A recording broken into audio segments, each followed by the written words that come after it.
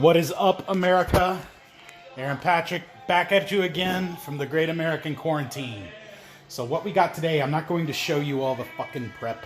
It's just kind of tedious. But what I got here for you is we're gonna make grilled octopus. So if you can see right here, what I've got here is the octopus. What I did is I took it, I salted it heavily, and then washed it. When I say washed it, I didn't wash it in water, I washed it in salt. So you salt it heavily, you squish it around in a bowl a bunch to kind of get the slimy off. Then I rinsed it and dried it.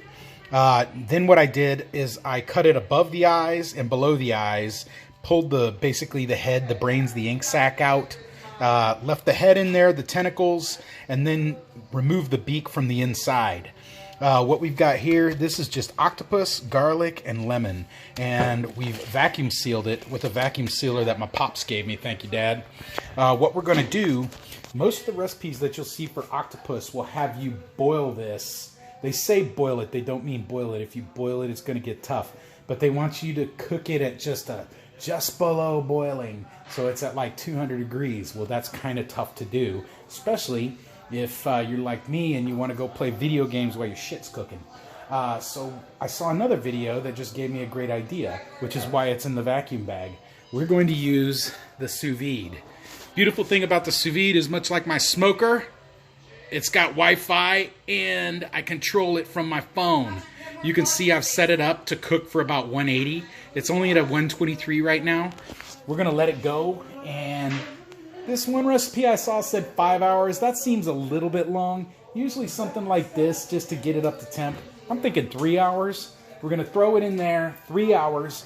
The other recipes where they have you boil it say let it chill in its own juices. Well, that takes a whole pot in your refrigerator. But the beauty here, it's gonna chill in its own juices right there in that bag in my refrigerator and take up less space.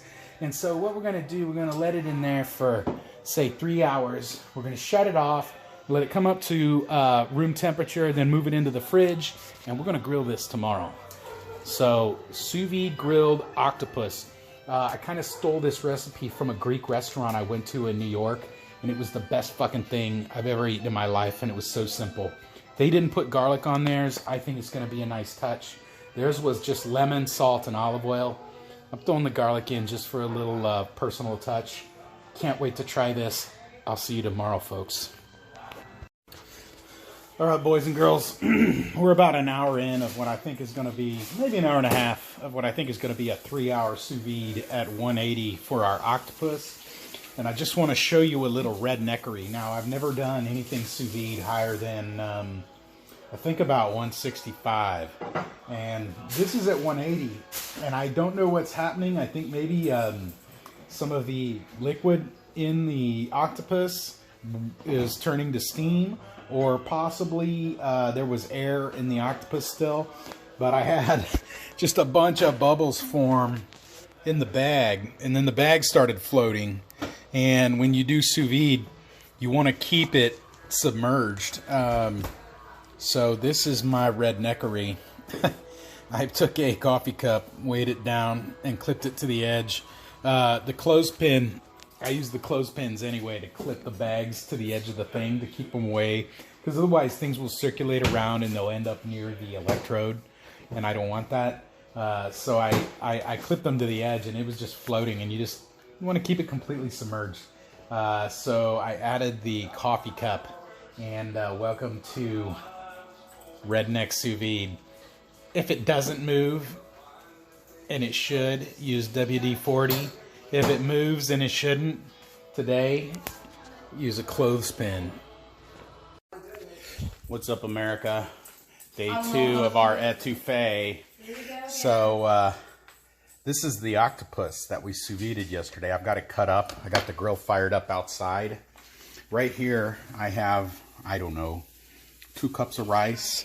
Maybe 2.5. I rinsed it till the water was clear, and now I'm just toasting it in a little butter. And then in a minute, I'm going to add water to, you see that line? That line right there on my finger, that line.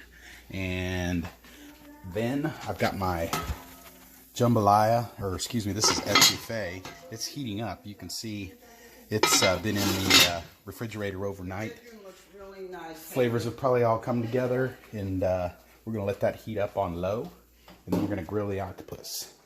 And I'll see you in a few. So, got my octopus grilling.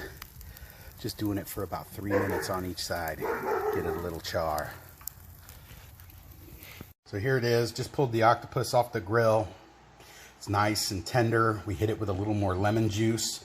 The salt that I rubbed it down with when I washed it earlier seasoned the whole thing nicely. Just a hint of garlic in it from the sous vide cooking. And I mean, just nice and super tender. A little spring to it. Delicious. Wife thinks it tastes like chicken. I might compare it. Definitely tastes a lot like squid. But food of all its own. Real simple. Olive oil, lemon, salt, garlic. Delicious.